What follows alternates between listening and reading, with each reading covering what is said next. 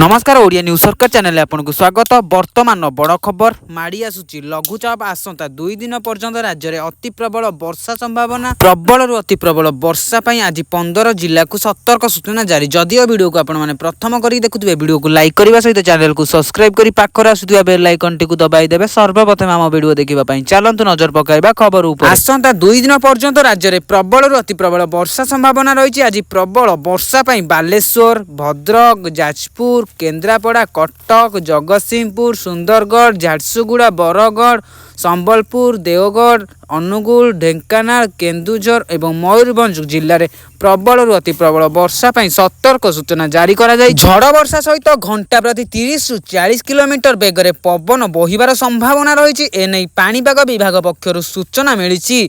घूर्णिबलय प्रभाव में प्रबल रु अति प्रबल वर्षा सह बिजुली घड़घड़ी पाणीपाग विभाग सतर्क सूचना जारी करिछि। तेबे जून मास आरंभ आज पर्यंत राज्य में 591.8 mm वर्षा रेकर्ड करा जायछि। तेबे राज्य में वर्तमान मौसमी वर्षा लागी रहिबो बोली आंचलिक पाणीपाग विज्ञान केन्द्र पक्षर सूचना जारी करा जायछि।